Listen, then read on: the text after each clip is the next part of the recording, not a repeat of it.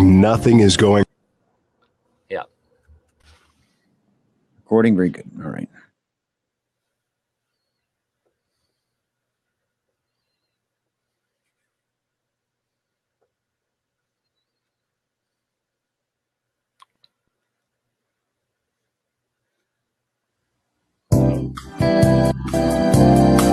Caregivers, have you ever felt like nothing is going right? Well, cheer up and welcome to Dave, the Caregiver's Caregiver radio program on Health Star Worldwide, where you'll learn how to avoid that dreaded thing called caregiver burnout and how to survive the grieving process. They say that there are only 3 types of people in the world: those who are caregivers, those who will become caregivers, and those who will someday need a caregiver. Join Dave and his guests now and every Tuesday at 1 p.m. Pacific on Health Star Worldwide as they share practice tips and tools that you can start using immediately to help get you through this day so you can live your caregiver life more fully and abundantly. Now, here's your caregiver host, Dave Nassaney. From Los Angeles, a big LA welcome to all my listeners out there in Radio Land. Yes, folks, I am the guy, Dave, the caregiver's caregiver, who's going to help get you through this day without going through burnout. And we're talking to you today from the globally. Let me start that over. We're coming to you live globally through the famous Health Star Worldwide Radio Network. Yes, folks, even the radio host can have brain freeze. It happens. I've seen it. It's not pretty. Okay, so we're going to help get you through this difficult journey called caregiving, and we're going to do our very best to help you avoid that dreaded thing called, you know what it's called, caregiver burnout. It's awful sounding and it's awful living.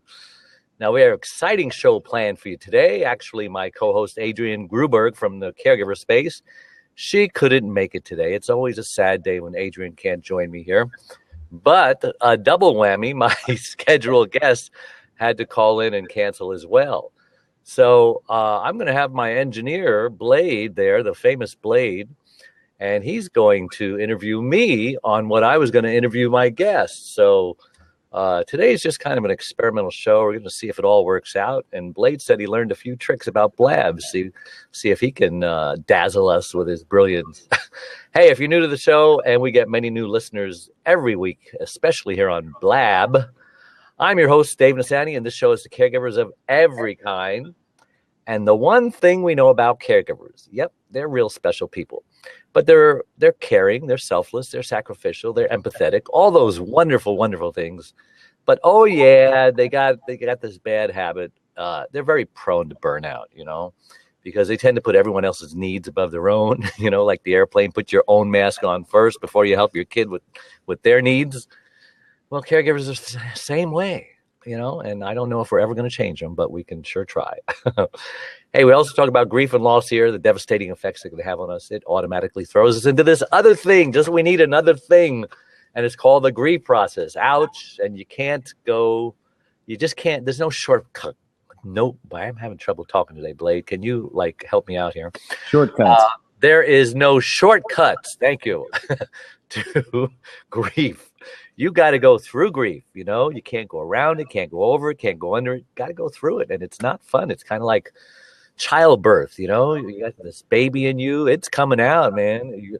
And like personal experience, I kind of had a baby a few weeks ago. It was called a kidney stone, and that has to come out too. No shortcuts with that.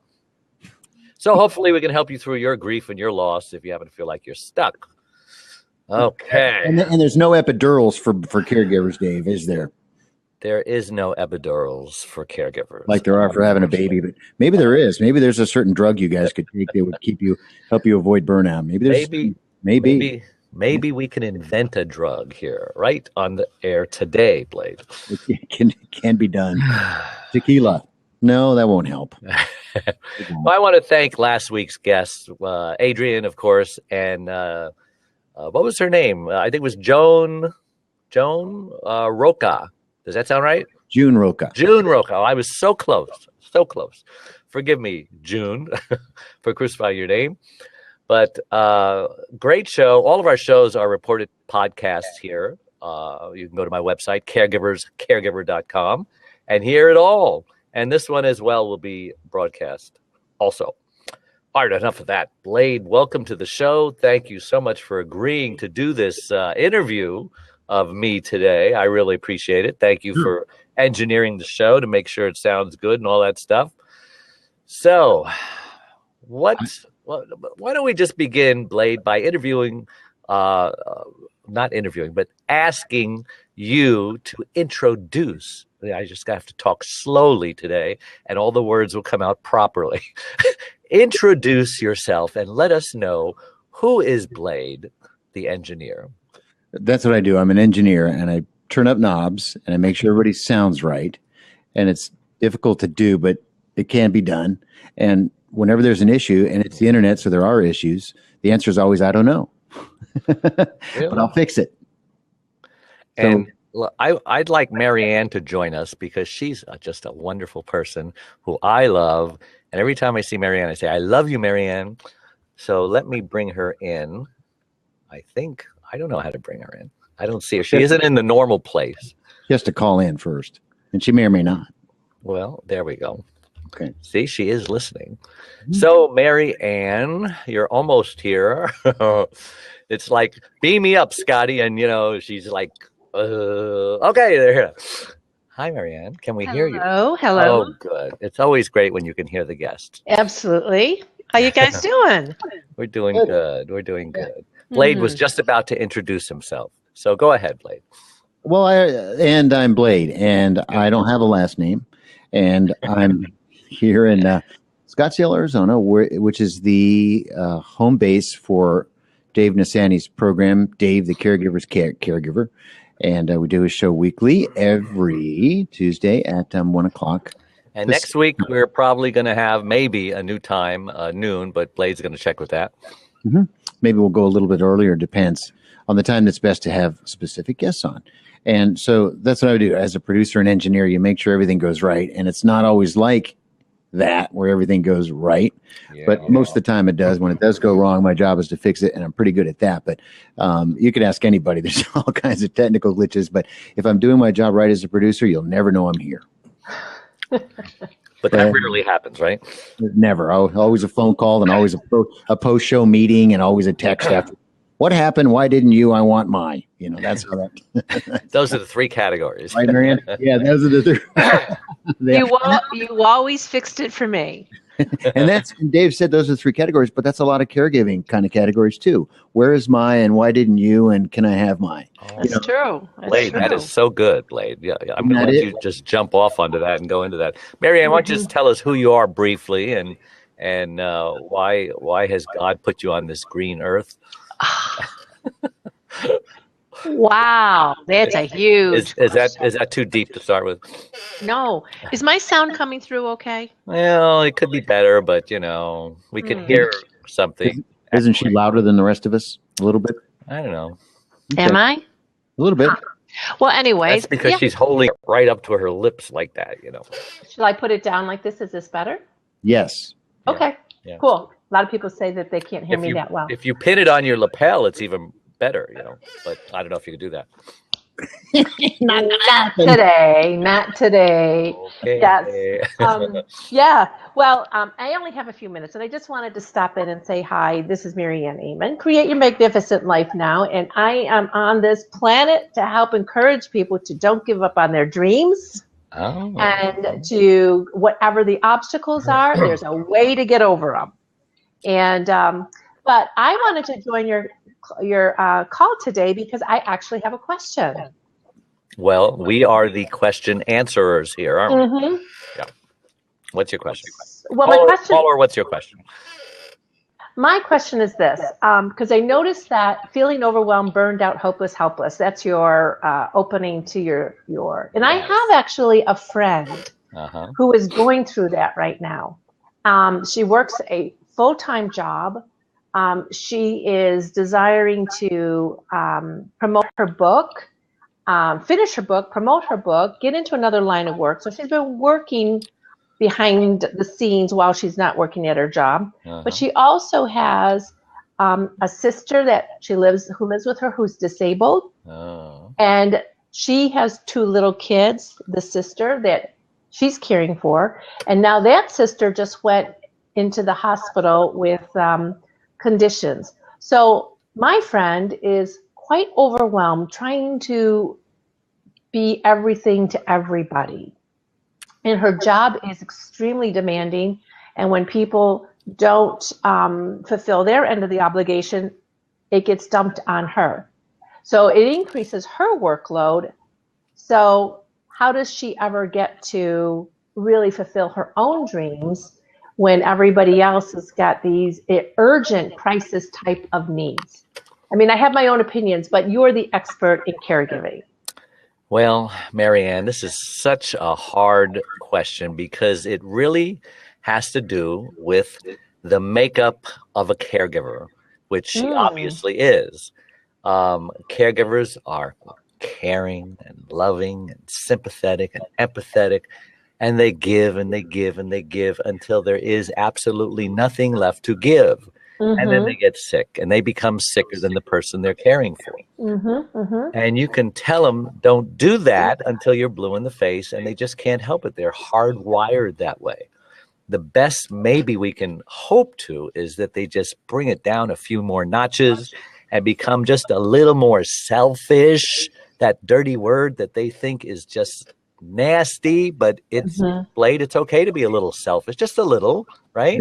Yeah. Because the Bible says, love your neighbor, and you finish it, as you love yourself. As you love yourself. Now, just tell me, what if we aren't loving ourselves properly?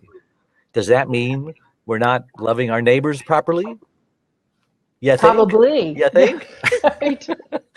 So we have to explain to this person, your friend, and I'm assuming it's not you, because everyone has a friend, it's usually them, but I know it's not you. It's not you. Yeah. So you have to explain to this friend that I said, the expert in burnout, that, and I think I know who you're talking about, that they have to just stop what you're doing. And just close your eyes and just connect with God or their higher power or whoever they think is running this place in the universe and say, I'm not perfect. I can't change people. I can't change the world. I can change my little section of the world. But what they have to do, Maryann, is they have to realize that they need to put themselves first, okay?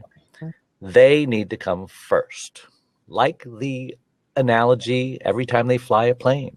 In the event of an emergency and the oxygen mask falls from the sky, put your mask on first before you help your little child with their mask. Now, I guarantee if you put 100 parents in a room with 100 2-year-olds and an emergency happened on a plane. Let's say they were in a plane and all oxygen masks fell out of the ceiling. I guarantee you 99 out of those 100 parents are going to try to put that mask on first. Why? Because they love that child. They would die for that child. And it just sounds so selfish. What do you mean put my mask on first? And until they just get this concept that it's really, really, really important, because airlines know that when they do that, they black out. It doesn't take too many seconds before the oxygen in the brain, you're like dizzy and then you're black and then you're boom. And then there's no one to put that little kid's mask on first. So, in the Bible uses a lot of analogies and picture stories and stuff like that. And that's the best that I can hope is that they see this picture of this mother attempting to put on this child's mask, and then the mother blacks out and then the child blacks out.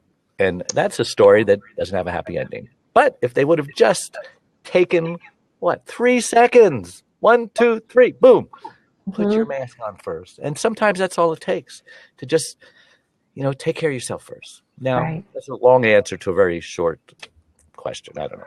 Well, and I like how you describe that too.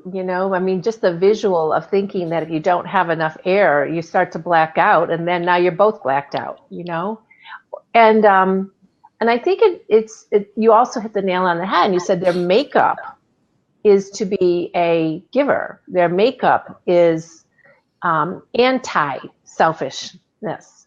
Selfless. Anti-selflessness. And anti-selfishness. Which is selfless. Yes. Okay. Yeah. Yeah, too many negatives there. Exactly.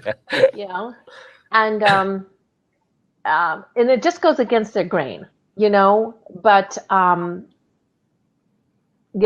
it's totally right. And I'm going to pass on this video to her, afterwards. Oh, that's good. Yeah, because I think it's absolutely true.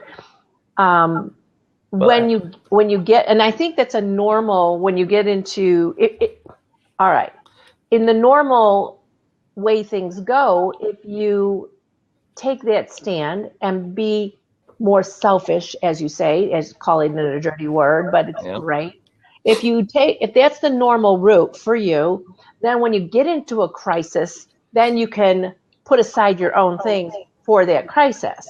But if you're always doing it, then you don't have any reserve even for the crisis. That's right. So, and I think that's where she is right now. She needs that reserve, and she hasn't been building up that reserve, Well, it's like a checking account, right? Mm-hmm, You have to make deposits into the account. Be nice to me. I'm gonna go to Starbucks and have a latte. I'm gonna go get a massage. I'm gonna take a moment and Calgon take me away back. Yes. I'm gonna do all these things for me. So you're building up the balance, and then when crisis comes, you've got something to draw down on. But otherwise, most people are overdrawn. Caregivers are overdrawn. So when a crisis comes, it's over. Game over. Thanks for playing. But I want to talk about tough love for a moment, because usually caregivers really get the concept of tough love, because every caregiver knows a drug addict or something, right? It could be a close friend or a husband, father, son, etc. And so they know all about tough love. They know that they're not going to change that drug addict's mind. They know that drug addict is not giving up drugs until they decide to give it up. That I could want it more than they want it, and that isn't going to do it. They've got to want it more than I want it. So how about tough love on ourselves, right? That's good. Because unless we have to be tough on ourselves to be selfish. That's true. I mean, these words, like, they're so revolutionary. They don't even go together. I sound like Donald Trump here for a moment. Just paradigm shift. Right. That's absolutely true. Anything to add to that, Mr. Blade, Mr. Fix-It Man? Blade can fix anything. I'm sure he can fix a caregiver. Well, yeah. If I were to have to, this is probably why I'm not a caregiver, but if I were to have to think more about myself first so I could provide good care, then I'd never think about who I was caring for. It would be all over. So I'm not in the right business when it comes down to that. Because I'm just not. But I do know when enough is enough for my own self. I do know that. Isn't that important too? Okay, enough is enough, and that's all I can do, and I can't do no more. Isn't that it? Isn't that a big rule? Who are you asking that to? You. Me. I was sending a message to somebody who was out there and just saying hello. So just repeat the question. I'm sorry, I wasn't listening. Well, you have to tell yourself, and I know I'm pretty much right in this. You have to tell yourself that enough's enough, and you have to draw the line at when you can only give so much, and so you have to know your own limits. Yeah. What do you have to know yourself? Yeah, and discipline, and just do it. All the tough love stuff. I agree. We all agree.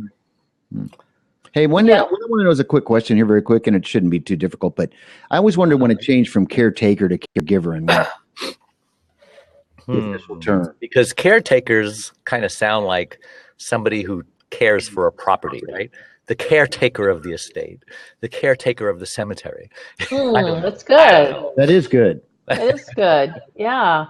Caregiver does sound more humane, doesn't it? More sensitive, yes. Does, yeah, right? it does. In this society, we're just redefining all these words. I know, right? You can't. Because we get to. Yeah. I would like to say. You can't say Oriental anymore. You got to say Asian. Right. Better watch that. You got to watch that. I don't have a sensitivity about it, but so many people I know, they say, you're not a rug. You can't call yourself Oriental. I'm like, well, I can call myself anything I want, so shut up.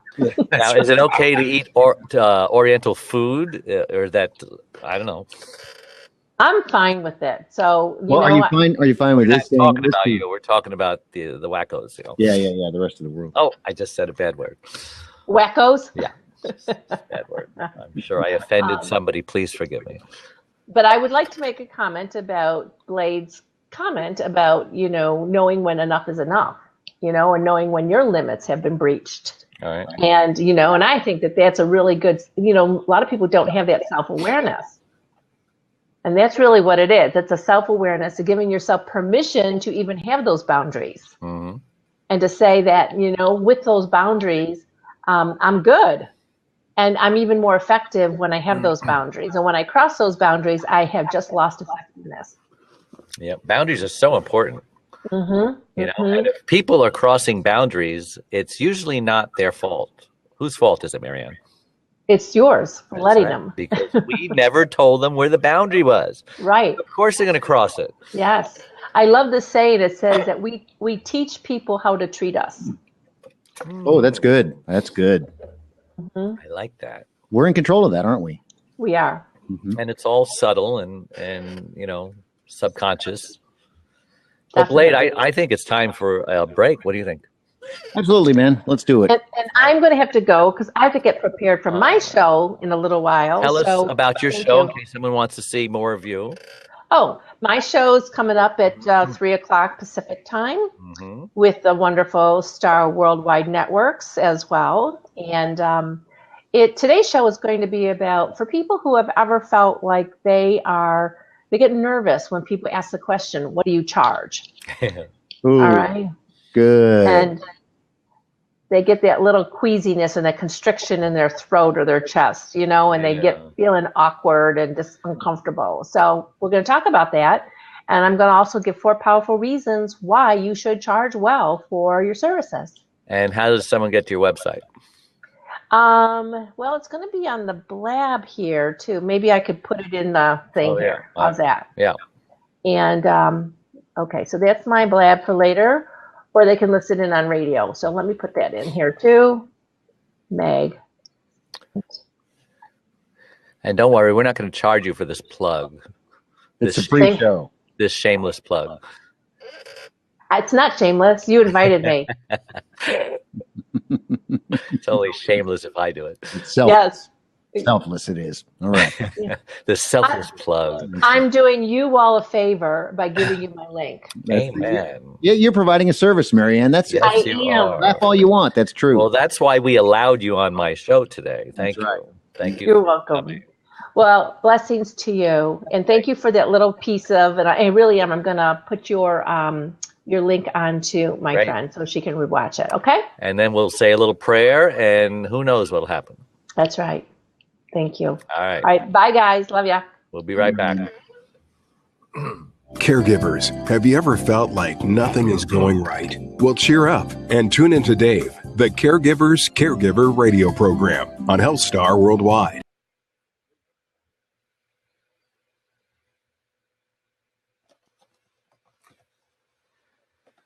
I can't hear it anymore, Blade.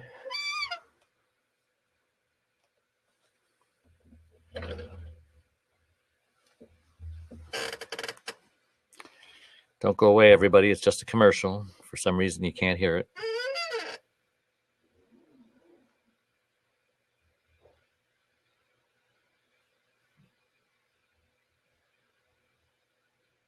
Such as Alzheimer's, dementia, cancer, stroke, heart disease, diabetes, muscular dystrophy, AIDS, autoimmune diseases. The list goes on. Join Dave and his guests every Tuesday at 1 p.m. Pacific on HealthStar Worldwide as they discuss avoiding caregiver burnout and surviving grief. You'll start feeling better in no time as you begin to receive practical tips and tools that you can start using immediately to help you get through the day and to live life more fully and abundantly. And we're back with Dave, me, and Engineer Blade. Is that what they call you, Blade? Engineer Blade? No. Plain and simply Blade. That's it. Blade. Yep. So Blade was going to ask me some questions before we were interrupted, and it's not an interruption whenever Maryann comes on the show. It's always a delight. So thank you again, Maryann. So what's up, Blade? Okay, I always want to know how you get into being a caregiver, if you are one naturally, or if that dawned on you later in life. How about you personally, Dave? Well, when I say caregivers are hardwired that way, they aren't necessarily caregivers, but they do all the same things that caregivers do. They may be counselors, they may be volunteers, they may be helping out at the hospital and stuff like that. So they're already kind of doing that kind of stuff. And I can hear a little echo in my background. I don't know why, but maybe that's on your end.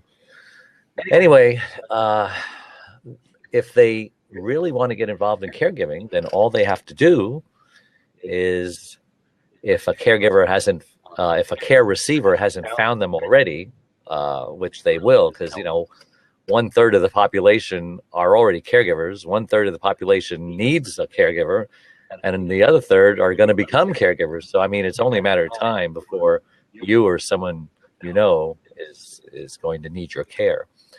But I would go to nursing homes. If you've ever been to a nursing home, there are hundreds of needy elderly people whose children have abandoned them, and they're just sitting there staring at the walls, with nothing but their memories to make them sad.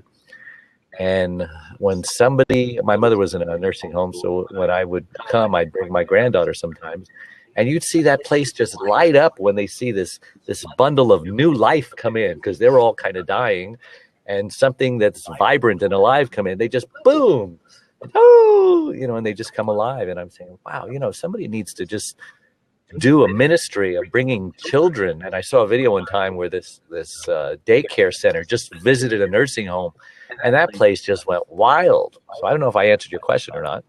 Yeah.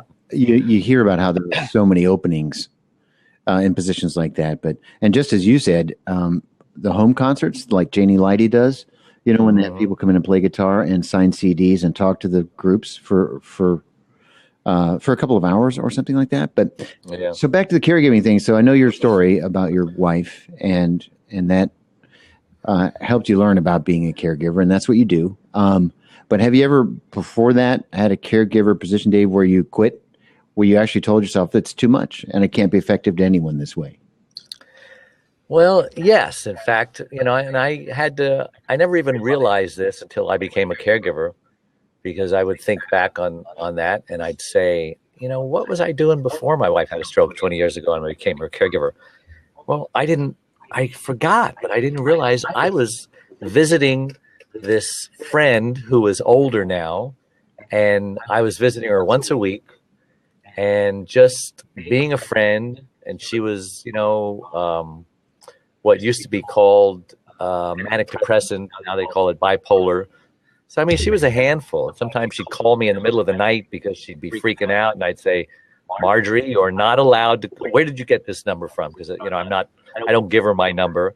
I call her, but somehow she got a hold of my number. And so I had to tell her, I'm hanging up now. If you don't call me, during decent hours, so I get my sleep, then I'm just going to end the relationship. Okay, I'm sorry. And that's called boundaries. That's called tough love, because I know if I'm awoken in the middle of the night, I can't get back to sleep, and then I'm useless the whole next day. I says, I'm giving you all I can. I'm coming to see you like 3 hours once a week, and that was my giving time. And then one time I knocked on the door and there was no answer. And I got someone to open the door, the landlord. And there she was in her bed. She was there probably 4 or 5 days. She had died in her sleep. And she had this shocked look on her face like she saw a ghost, And so that was that. Yeah. And before her, there was another guy who I have a gas station I used to buy my parts from. And he got older and older and older. And he was really got more and more obese. And I started visiting him. And so I guess I've always kind of been doing this on my terms and, squeezed in between my things. So maybe that prepared me for what I'm what I've been doing for the last 20 years. Who knows? It does. I can see how it does prepare you. But I just wonder if, and maybe you know some people that said, this person is entirely too much and I can't handle it anymore. I'm going to freak out. So do you know of anybody who's actually had to fire their caregivees? Well, that story that I just told was kind of that, because she was crossing the lines, crossing the boundaries, and she knew where the boundaries were. And so I threatened to fire her. And I says, if you don't do this and this and this and jump through all these hoops, because, you're not even related to me. I don't have to do this. I'm doing this out of the kindness and the goodness of my heart. Kind of like your neighbor who all of a sudden, asked you to do a favor. Next thing you know, you're caring for him months later. And then he started like taking advantage of you and being rude to you and just expecting you to be there all the time, Classic stuff. That was your fault. You didn't draw boundaries, But then, you make a couple of subtle threats and bam, they snap right into line and so on. So did I actually fire anybody? I'd have to really think back. No, usually, I'm just so wonderful that usually the threat of losing me strains right people out. And I think that would work for any caregiver. I liken it to a poker game. I've got all the aces and they've got nothing. So I have all the power. So, I hate to put it in that way, but it's true. There's nothing worse than seeing this gigantic elephant with a little thread tied around their leg and it's down on a stake. And that elephant thinks that they can't pull that stake up with their mighty power. You know how that happened, Blade? Because when they were a little itty bitty elephant, they did it. And that elephant tried to pull that stake out, that baby elephant, and he couldn't. He wasn't strong enough because, it was too, and as that elephant grew and grew and grew, it became a non-issue. But that elephant said, no, I tried that. It didn't work. For 50 years, I tried that. It didn't work. And people are like that too. So you've got nothing worse than seeing a caregiver, and I see it every day, who has all the power. This care receiver couldn't survive 1 minute without this person. And they're ordering them around. They're being rude. They're doing this. I wouldn't put up with that. Oh, well, they don't mean it. Oh, well, they don't, I says, you have all the power. You just have to tell them, listen, I'm giving you an ultimatum. If you want me to stay here, it's going to be on my terms. Otherwise, like Donald Trump would say, you're fired. See ya. Get him out of here. And I'm sorry to be so blunt like that, but I'm just trying to make a comical point. There's no reason for it. And if you continue to do it after I just explained what's going on, then you're a martyr, a sadist. You like pain, or you're suicidal. I don't know how else to put it. Do you think that people that love people are better caregivers, or people that are desensitized to people are better caregivers? Because it could go either way. I can see both work. Great question. Well, it depends on how strong they are, and how much discipline they have and how wise they are and how well their boundaries are. So let's just qualify that. If you're a really, really weak person, then it's better to be a desensitized caregiver and just kind of go through the motions and do it. Although, of course, it's much better to be a caregiver who's doing it out of the goodness of your heart. But all you have to do is look at the paid caregiver industry, and there's a lot of caregivers who are paid to do this. This is how they make their living, and they can't survive without not caregiving. In fact, June last week, our guest talked about that. Remember? She saw something that was going on and it upset her. It wasn't even her patient. It was a fellow caregiver, paid caregiver. And he was kind of abusing this woman, and she told the authorities and they didn't do anything about it. So she quit because she didn't want to just watch it. So she's obviously someone who cares about her job, is in it for the love and all of those things all of those right things that people should be a caregiver for. But, to answer your question, it's a tough question. To desensitize yourself, that kind of means that you've taken your heart and soul out of it, and you're just going through the motions, and it's just a job. But you might be more effective that way. Well, maybe, but maybe you're not more effective. Maybe you're not being very compassionate. Maybe you're not being very empathetic. Maybe the tone in your voice is kind of harsh or has some edge to it. You know, care receivers know when they're loved. They know when they care. You know, what's that old saying? People don't care how much you know until they know how much you care. And you know, I have a gas station a lot of times, and many times a caregiver will come in with their elderly parent. And in fact, you know, Jack Palance, the guy who was on the movie, what is it, with Billy Crystal? You know, he was a cowboy. City Slickers. He came in my gas station one time, and he was old. This was before he died. I mean, had to be in his 90s. And the guy is still huge, you know, and he was with his daughter, a little short thing. And so I looked at him and I'm saying, are you? And he said, no. I says, oh, okay. And his daughter looked at me and says, don't mind him. He's real crotchety. Yes, it's him. And so, you know, I just wonder what their relationship is like, you know, at home. And then other people will come in and their parent will be touching the stuff on the counter. Oh, look at this. Don't touch that. What's the matter with you? How many times I got to tell you? I should have left you in the car. They're just totally disrespecting them, you know. And so that they might be the person you're describing, someone who's desensitized themselves because, you know, they can't take it. My advice probably is if you can't take being a caregiver and you have to turn into that person, then you better find something else to do. Because you may be a caregiver, but you won't be an effective caregiver. Because caregiving has to be given with love, you know? I was thinking about veterinarians, you know, and how much people love animals and how, boy, you can't really love animals really and be sensitive and caring and loving to animals and then cut them apart. Maybe you can. You have to kind of disassociate yourself. You mean literally cut them apart? Yeah, I do mean literally. You know, so you have to kind of disassociate yourself and take a more clinical approach, which is why I was thinking you could be effective if you took a clinical approach as a caregiver.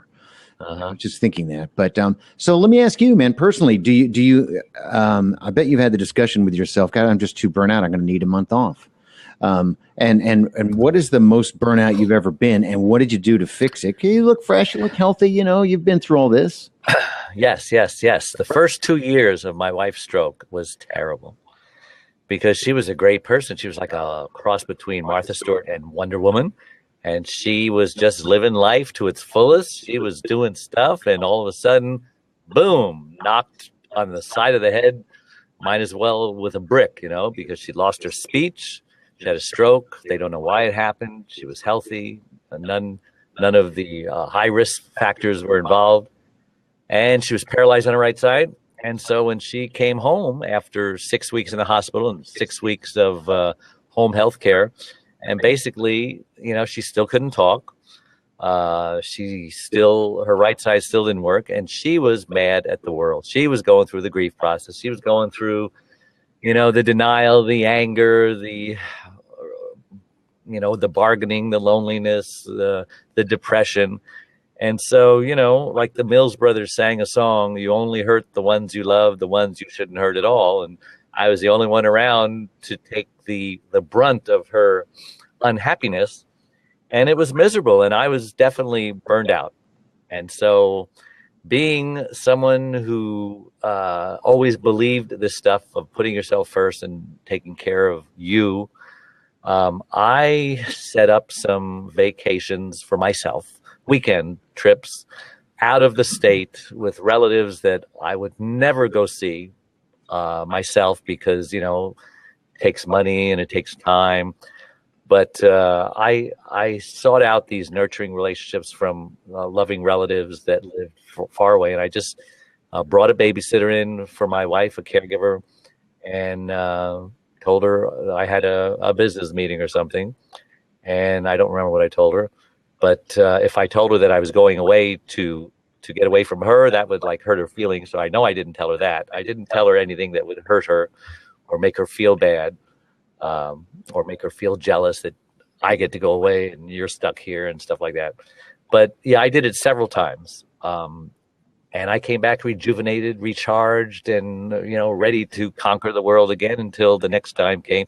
So then I would do it before I got to a desperate situation. I would feel it coming on, and I would plan a little trip. And so I highly recommend that they do that. Other caregivers, find out where your limits are.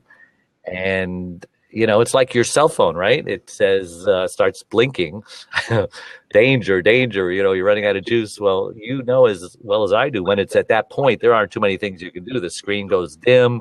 You can't use your flash camera. You want to get this camera charged and this phone charged when you still have some juice left, maybe 15, 20%. Don't wait till it's down to 2%. And that's what the caregivers should do as well. You know what? We can take a break in a couple of minutes, but I've heard stories, Dave, and I know what you went through. I've heard stories of spouses that were stuck in that situation, of that caretaking situation, which to me is just incredibly heartbreaking. And I can imagine how it would be with my wife. And, here's the deal. It's like you slide the ring on and you've just said till death do we part, and in good health sickness, or bad, sickness or whatever the saying is. I said it once. And I know people that have left their husbands and spouses and wives and husbands in that situation. I can't take this, and they've left them. I'm sure. It just depends on how serious they took their vows and how much integrity they have. Because there are people who serve their divorce papers while their spouse is still in the hospital recovering from whatever ailment they had. I mean, so it happens. And it's not right. It's not good. But, obviously they marry. There are a lot of marriages for a lot of different reasons. Some marry for love. Some marry for money. Some marry for influence. Some marry so they're not lonely. And when that thing that they married for is no longer applicable, they can very easily turn their back and leave. So unless you're marrying for the right reasons, that spouse is going to leave you. Yep. Isn't that it? But only God never leaves you nor forsakes you. All other people will disappoint and mess you up. That's right. And that is right. I've got more interview questions for you, man, after the break. What do you say? You're doing a good job. All right. More coming. One arm, one leg, 100 words. Overcoming unbelievable hardships is a touching story about Charlene, a stroke survivor. Back in 1996, Charlene was a healthy, normal, very active.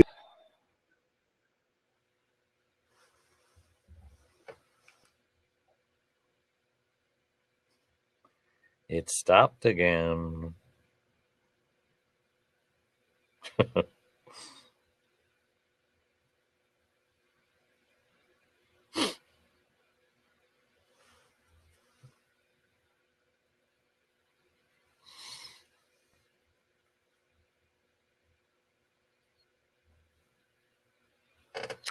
Don't go away. Commercial's almost over. I don't know why we can't hear it.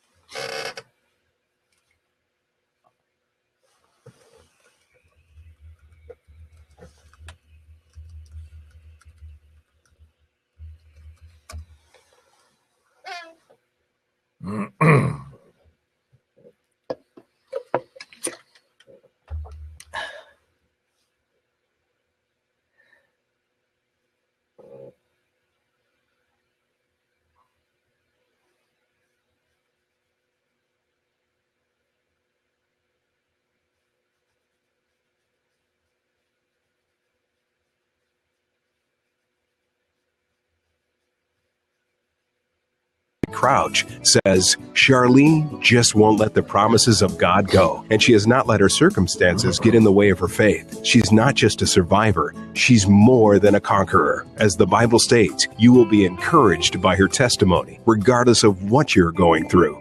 Order your copy today from the author's website, onearm1leg100words.com, and Dave and Charlene will personally autograph your copy. Enjoy. And we're back with Blade, the engineer, and me, Dave, the caregiver's caregiver. And Blade, we couldn't hear that commercial again. Whatever you did, are you muting it? People on the blab got to hear it, I heard it. Well, I didn't hear You it. didn't? Well, they'll hear it on the on-demand for sure. Maybe they did hear it. I mean, you just never know. Oh, Dave, caregiver. Okay, you couldn't hear it.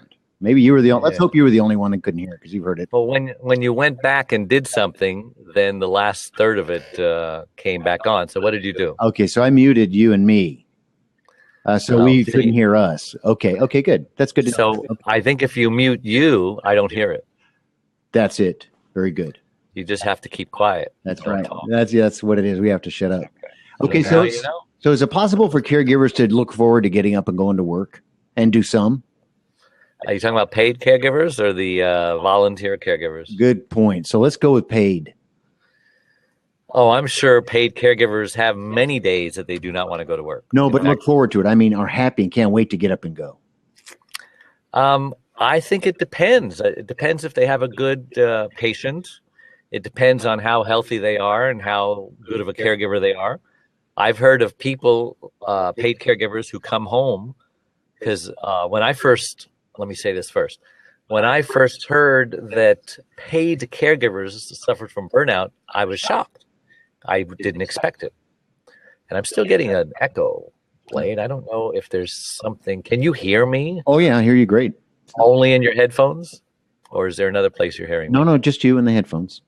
That's interesting. Well, hopefully nobody else is hearing an echo. I don't think so. Okay. So I was shocked that paid caregivers suffer from burnout.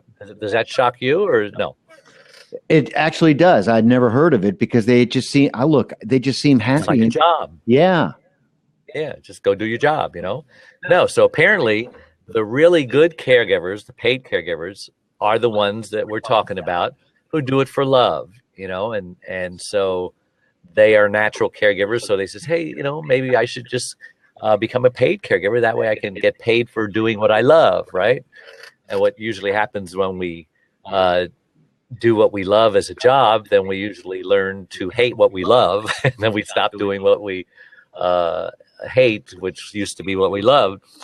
So these people who are paid caregivers who suffer from burnout, I found were just taking their job too deeply. They would bring it home. They would, instead of leaving their job at the office, they would come home and they would feel bad about what happened today.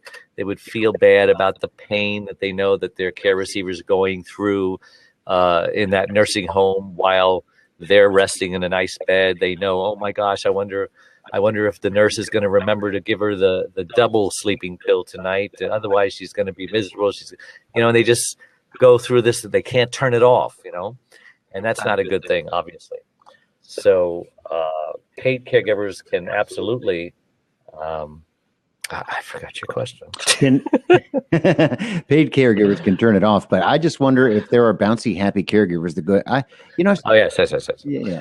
So the converse of that is obviously if they're there and they're feeling depressed about it, to go back to a situation. And let's face it, Blade, there are some care receiver situations that are just plain sad. Just they might as well be a country song where there's just no happy ending, no happy start. You hope that God comes and takes them away, takes them out of their misery. They're suffering, the machines are keeping them alive or whatever. Their kids never visit them. It's just, you are their new family because you're the only one you see, and especially if it's dementia or Alzheimer's and the person genuinely thinks that you're the daughter, So it really depends. If it's a good situation, if the caregiver is doing a lot of the right things, then I would think that caregiver would just love their job and would love coming to work and can't wait to get there. And when they leave, they leave a little reluctantly. Maybe they leave late, they come early, stuff like that. But if that paid caregiver is not taking care of themselves and they're feeling all the wrong things, I would say that they likely are dreading coming to work and they probably need to find a new job. My brother's schizophrenic, so he lives in a home with caregivers, 3 or 4 or 5 caregivers, and he's as happy as can be. And the caregivers seem to be happy as can be. And if you think about it, Dave, they've got an easy job. Well, no, it's not that easy because I don't know. See, well, they make it seem easy. That's how good they are. Yeah. Because you got to take them to doctor's appointments, and you got to pick up their poop, and you got to clean up their restroom with their bad habits, things that caregivers do, that kind of thing. You got to dress them, and then they have these weird episodes, and you have to take them to the hospital and take care of their health, and it's absolutely burnout, but they seem to do well, and all the ones that I know seem to put on a happy face. So well, and let's talk about being hardwired for. There is a race of people called the Filipinos, and God just made these people natural caregivers. For some reason, they're just very caring. They're very empathetic. They're culturally in the mode of caring for parents as they get old, and all Asian societies are kind of like that. But Filipinos have invaded this country, and I use that term invaded in a very positive way, because thank God for them, because you go to nursing homes and it seems like almost every person that's in there has a Filipino caregiver, because they have a reputation for being great and for being compassionate and just loving their patient and not just treating it as a job. So like I said, it depends on the person, depends on the care receiver. There's no one short answer for all. Okay. And that being said, so do you ever get used to picking up patients or clients, I guess you could say, depending on what kind of person you are, their excrement, and they go to the bathroom sometimes? You ever get used to that? It's not that big a deal if you think about it. It really isn't. We do it for our dog, don't we? That's what I was going to say. I do it for the dog all the time. I wish I had a nickel for every dog poop that I have picked up in my lifetime. In all shapes and forms and sizes. Yeah, and all my dogs are housebroken, so it's like, what's going on here? Well, do you tell yourself that? No, I don't have to tell myself that, because I am very blessed in that my wife is not that bad of a care receiver. She's very independent. She bathes herself. She cooks. She does the laundry. She goes to the bathroom without any problems, without any assistance. I mean, I am one lucky dog. That's luck. Because she's 70. She's going to be 73 in a couple of months. I'm 62. And sometimes she's in better shape than me. I mean, I'm nursing this herniated disc that I have a lot of pain. I can't stand or walk for more than 5 minutes without having to sit down and rest. This has just really slowed me down and slowed down my lifestyle. And it's an adjustment for me. And so, I just think of her. Well, how would you like to have duct tape over your mouth 24 hours a day for 20 years? How would you like to have your right arm and your right leg, tied behind your back so that you have to stay in a wheelchair 24/7? So, excuse me, I snap out of that pity potty stuff really fast. Pity potty, I like that. That's good. Pity potty, yes. Pity potty. I like that. Yeah, it's for some reason the human person, the human psyche, the human brain, the human mind loves to feel sorry for themselves and have a pity party while you're sitting on the pity potty, and you like to invite people, and only the devil and the demons show up at that pity party. And they say, "Oh yeah, you're right." They encourage you in your negative self whatever it's called. I'm at a loss for words right now. So don't have those parties, because no good person ever shows up to them. It's better to just get up, brush yourself off, and there's that song, wipe yourself, sit yourself down, wipe yourself off, and start all over again. There you go. There you go. Yeah. And, okay. And so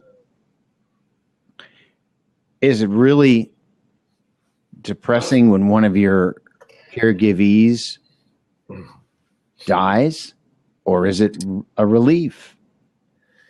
Well, again, that depends on the caregiver, because there's this thing called anticipatory grief. We suffer grief when we lose something, and that's natural. We expect that. When someone dies, there's loss.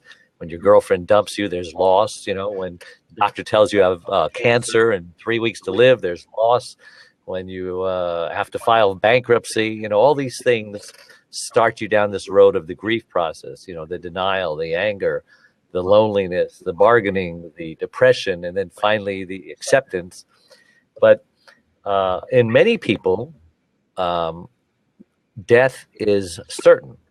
We just don't know when. So perhaps you're caring for someone that should have died 7 months ago, so they're living on borrowed time. And it's like, so in your mind, you've already kind of reconciled that they're gone.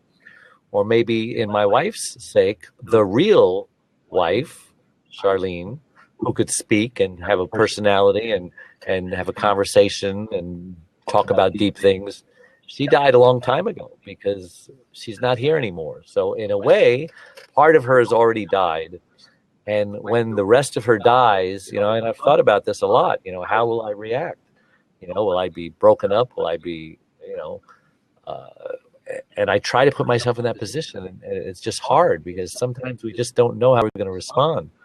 I even ask myself questions, would I ever marry again? And I can't even answer that question because you just don't know where your head's going to be at. It's like the girl who was going steady with some guy for 5 years, and they're engaged to be married. She's got a ring on her finger. And then one day he just says, you know what? This isn't for me. I'm sorry. And he leaves, and she's like devastated. Now her whole future is like, oh my God. So she grieves for a couple of years, gets through it, thinks she's over it, met another guy, engaged to be married. In fact, they're planning the weddings in 3 weeks. And so she's walking down the block, going to, look at a dress, and she sees him on the street.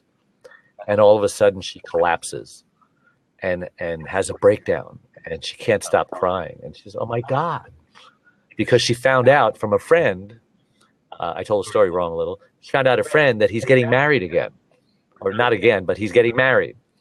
And this is when she breaks down. She thought she was over, in her mind told her everything's fine. That's healed. The wound's closed. But then she has this whole grief that's just been torn open again. And she finds out, I thought he just didn't want to get married. But now I realize he just didn't want to marry me, so she took it personally. So sometimes with caregivers, when there's a death and we think we're okay, or it's been a slow, drawn out death, and we think, 90% of the person has died, his brain isn't even there anymore. And then when he finally dies, we think it's going to be no big deal, and it's a big deal. So long answer to a short question. No, that was good, Dave. That was good. And I wonder if the caregivers give themselves enough credit. We got to get out of here. But how, if they give themselves enough credit and in terms of, I really helped extend that person's life. Yeah, that's true. I wonder if who they are probably doesn't give them the credit they deserve because they're humble, they're modest, they're, oh, no, it's not, it's not me, And so, they just brush it off their shoulders. But, one day when they get to heaven and all those crowns are piled up in a big mountain, they say, that's for me? Yeah, you deserve it. All right, man, that was fun. Good to know. Yeah, it's almost like we planned it, huh? Yeah. And it's never like that. It's never as you planned it. Yeah, we should maybe not plan all our shows. No, they're always the best. It always turns out that way, and I don't know why. Well, let me give everybody my website again. It's caregiver.com, and just go there, and that's a one-stop shopping for everything. Our YouTube's there, our social media is there. We got videos, we got blogs. Man, we got everything. So caregivers, if you want to take care of yourself, go check out that place and tune in to this radio show. You can either watch it on YouTube or Blab, or listen to the audio only on Health Star Network.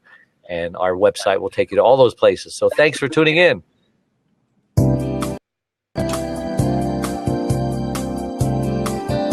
Thank you for listening to the Caregiver radio program with Dave Nassaney. Join Dave each Tuesday at 1 p.m. Pacific, or catch the program anytime, 24/7, right here on Health Star Worldwide.